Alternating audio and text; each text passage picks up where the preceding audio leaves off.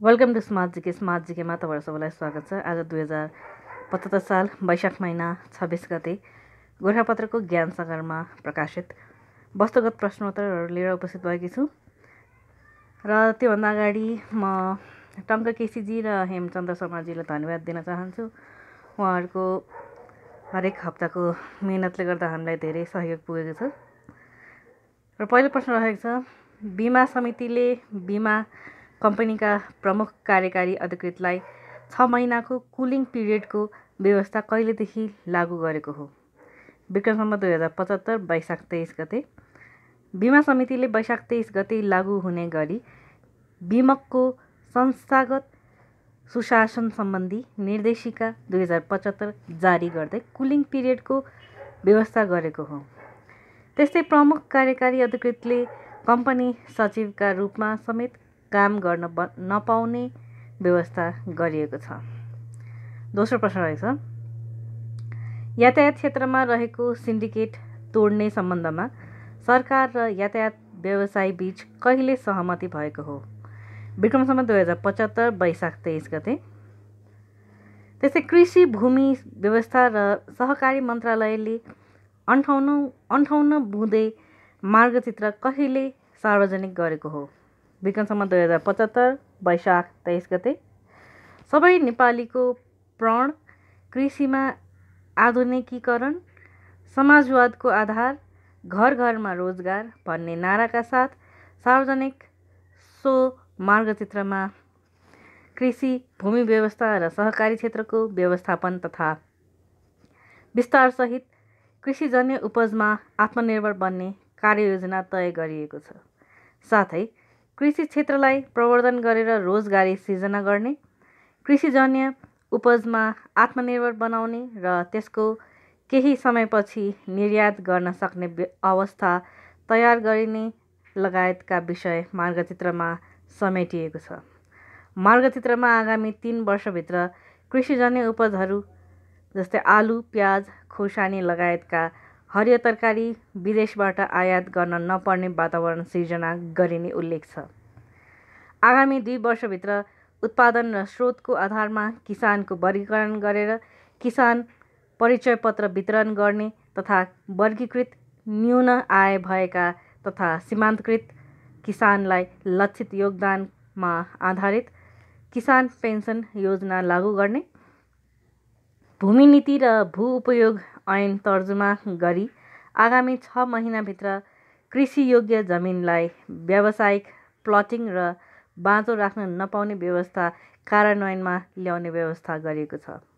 जग्गा धनी र मोही बीच भूमिमा रहेको दोहोरो स्वामित्व सम्बन्धी समस्या समाधान गर्न मन्त्रालयमा मोहियानी समस्या समाधान एकाइ स्थापना गरेर आगामी 1 वर्षभित्र मोही प्रथा पूर्णतः अन्त्य गरिने उल्लेख गरेको छ। त्यस्तै युवालाई व्यावसायिक कृषि पेशामा आबद्ध गर्न कृषि युवा विशेष कार्यक्रम सञ्चालन गरिने भनिएको छ। त्यसै अर्को प्रश्न रहेको छ, नेपालमा वाणिज्य बैङ्कमा पहिलो महिला प्रमुख कार्यकारी अधिकृतको जिम्मेवारी सम्हाल्ने महिला को हुन्? शिवा देवी काफ्ले। विक्रम सम्वत 2067 वैशाख 8 मा राष्ट्रिय वाणिज्य बैङ्क लिमिटेडको सञ्चालक समितिले काफ्लेलाई व्यावसायिक विशेषज्ञ सञ्चालकको पदमा नियुक्त गरेको थियो। त्यस समयमा बैङ्कमा प्रमुख कार्यकारी अधिकृतको पद रिक्त रहेकाले अर्थ मन्त्रालयले विक्रम सम्वत 2068 साउन 25 मा उहाँलाई सिइओको समेत कामकाज गर्ने जिम्मेवारी दिएको थियो। निजी क्षेत्रबाट सञ्चालित वाणिज्य बैङ्कको पहिलो महिला प्रमुख कार्यकारी अधिकृत अनुपमा खुजेली हुनुहुन्छ।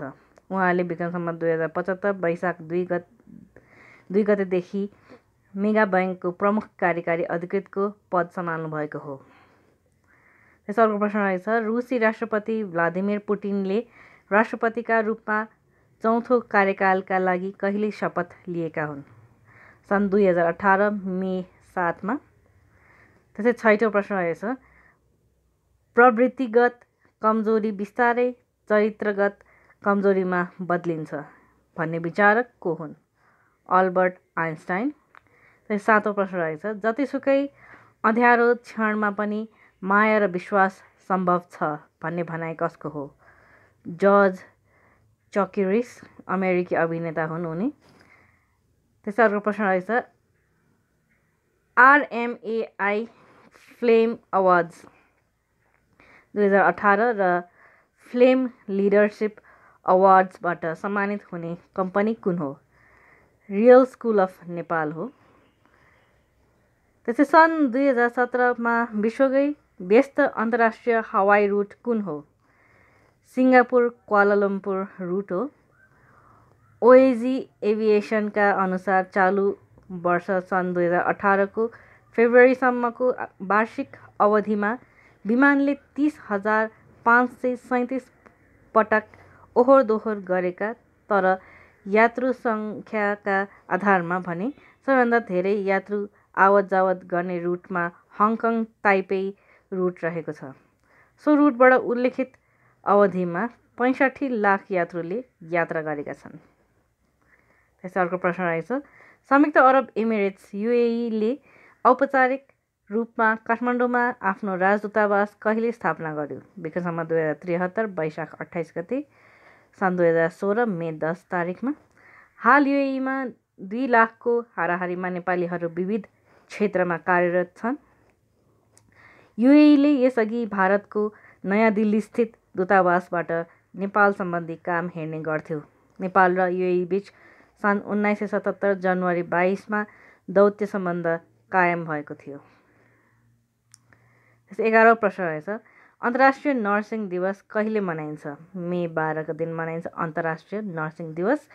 सन् 1965 देखि मनाउन थालिएको यो दिवस सन् 1974 देखि फ्लोरेन्स नाइटिङ्गेलको जन्मदिन पारेर 12 मेका दिन मनाउने गरिएको हो। त्यस्तै अर्को प्रश्न रहेछ, पृथ्वीले आफ्नो अक्षमा घुम्ने प्रक्रियालाई के भनिन्छ? परिभ्रमण भनिन्छ। पृथ्वीले 23 घण्टा 56 मिनेट 4.09 सेकेन्डमा आफ्नो अक्षमा एकपटक घुम्दछ। 13औं प्रश्न रहेछ, सौर्य ऊर्जा, वायु ऊर्जा, जलस्रोत ऊर्जा एवं ज्वारभाटा कुन प्रकृतिको ऊर्जाका स्रोत हुन्?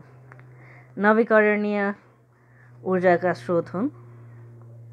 14औं प्रश्न रहेछ, प्राकृतिक ग्यास, खनिज तेल, कोइला आदि कस्तो प्रकारका ऊर्जा स्रोत हुन्? अनवीकरणीय ऊर्जाका स्रोत हुन्, नन रिन्युएबल। माथिको चाहिँ रिन्युएबल। त्यसै 15औं प्रश्न रहेछ, कुन अधातु विद्युतको सुचालक हो? ग्राफाइट। 16औं प्रश्न रहेछ, मानव अधिकारका लागि संयुक्त राष्ट्रसङ्घीय उच्चायुक्तको कार्यालय कहाँ छ?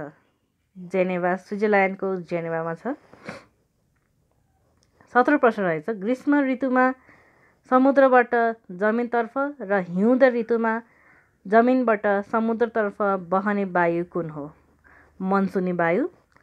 मनसुनी वायु कति प्रकारका हुन्छन्? 2 प्रकारका हुन्छन्, ग्रीष्मकालीन मनसुन र शीतकालीन मनसुन। त्यसै प्रथम विश्वयुद्धमा बेलायत सरकारद्वारा प्रदान गरिने उच्च सैनिक पदक भिक्टोरिया क्रस पाउने पहिलो नेपाली को हुन्? कुलवीर थापा हुन्। त्यस्तै अपाङ्गता भएका र आर्थिक रूपले विपन्न नागरिकलाई कानुन बमोजिम निशुल्क उच्च शिक्षा पाउने हक वर्तमान संविधान 2072 को कुन धारामा व्यवस्था गरिएको छ? धारा 31(3) मा उल्लेख गरिएको छ। 21औं प्रश्न रहेछ, सबैभन्दा पुरानो वेद कुन हो? ऋग्वेद हो। सबैभन्दा पछि रचना गरेको वेद चाहिँ अथर्ववेद हो। अर्को प्रश्न रहेछ, नेपालमा मेसिन रिडेबल पासपोर्ट कहिलेदेखि वितरण गर्न थालिएको हो? विक्रम सम्वत 2067 पुस 11 गते। विकिरणबाट हुने ताप शक्तिको नोक्सानलाई नगण्य मानेको अवस्थामा तातो वस्तुले गुमाएको ताप शक्तिको परिमाण चिसो वस्तुले ग्रहण गरेको ताप शक्तिको परिमाणसँग बराबर हुन्छ भन्ने तथ्यले केलाई बुझाउँछ? क्यालोरीमेट्री सिद्धान्तलाई बुझाउँछ। 24औं प्रश्न रहेछ, ब्रेल लिपिका आविष्कारक को हुन्? लुई ब्रेल हुन्। दृष्टिविहीनले लेखपढका लागि प्रयोग गर्न सक्ने ब्रेल लिपिका आविष्कारक लुई ब्रेल हुन्। सानो उमेरमै आँखाको ज्योति गुमाउन पुगेका ब्रेलले 15 वर्षकै उमेरमा सन् 1824मा यो लिपिको विकास गरेका थिए। सन् 1809 जनवरी 4मा फ्रान्समा जन्मिएका लुई सन् 1852 अगस्त 6मा 42 वर्षको उमेरमा दिवंगत भएका थिए। 25औं प्रश्न रहेको छ, विक्रम सम्वतको थालनी कसले गरेका हुन्? विक्रमादित्यले गरेका हुन्। राजा विक्रमादित्यले थालनी गरेको यो सम्वत ईसा सम्वतभन्दा 57 वर्ष अघि छ। ग्रेगोरियन क्यालेन्डर अन्तर्गत प्रचलित सम्वत ईस्वी सम्वत हो, जस अनुसार जनवरी 1लाई नयाँ वर्षका रूपमा मनाउने गरिन्छ। नेपालमा प्रचलित अर्को सम्वत नेपाल सम्वत विक्रम सम्वत 936 1135 वर्ष पहिले शङ्खधर शाखले प्रचलनमा ल्याएका हुन्। चन्द्रपात्रो अनुसार तिथिका आधारमा विभिन्न वर्ष मनाइने हुँदा नयाँ वर्ष पनि तिथिकै आधारमा मनाइन्छ भने सौर्यपात्रो अनुसार गतेका हिसाबले पर्वहरू मनाइने हुँदा नयाँ वर्ष पनि निश्चित गतेमा नै मनाउने गरिन्छ। 26औं प्रश्न रहेको छ, 23.5 डिग्री उत्तरी अक्षांश रेखालाई कर्कट रेखा ट्रपिक अफ क्यान्सर भनिन्छ भने 23.5 डिग्री दक्षिणी अक्षांश रेखालाई के भनिन्छ? मकर रेखा भनिन्छ। 23.5 डिग्री दक्षिणी अक्षांश रेखालाई मकर रेखा ट्रपिक अफ क्याप्रिकर्न भनिन्छ।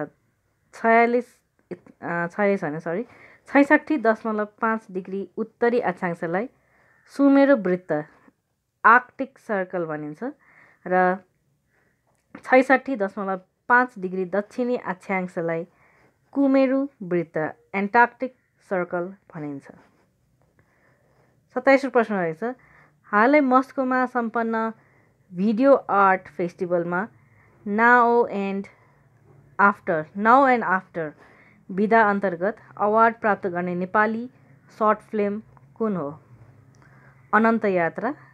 लेखन तथा निर्देशन सुनिल पाण्डेको रहेको छ अनन्त यात्रा नामक सर्ट फिल्म। त्यस्तै 28औं प्रश्न रहेको छ, वैदेशिक रोजगारीमा जाने कामदारको मागपत्र तथा रोजगार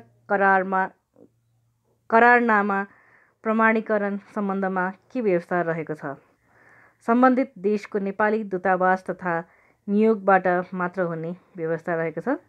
सरकारले वैदेशिक रोजगार सम्बन्धी जाँचबुझ निर्देशिका 2075मा यस सम्बन्धी व्यवस्था गरेको छ।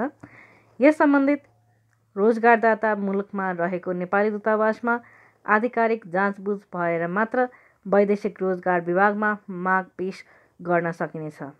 यसअघि म्यान पावर कम्पनी र रोजगारदाताले ल्याउने मागपत्रको प्रमाणीकरण सम्बन्धित देशका स्थानीय चेम्बर अफ कमर्स वा नोटरी पब्लिकले गर्दै आएका थिए। नयाँ व्यवस्था लागू भए पश्चात कुनै पनि कम्पनीले अब सजिलै माग देखाउन नसक्ने एवं थोरै माग ल्याएर धेरै श्रमिक पठाउने कार्य रोकिने विश्वास गरेको छ। त्यसै 29औं प्रश्न रहेको छ, गैर आवासीय नेपाली सङ्घको स्थापना कहिले भएको हो? सन् 2003 अक्टोबर 11 का दिन। संस्थाको नारा नेपालका लागि नेपाली रहेको छ।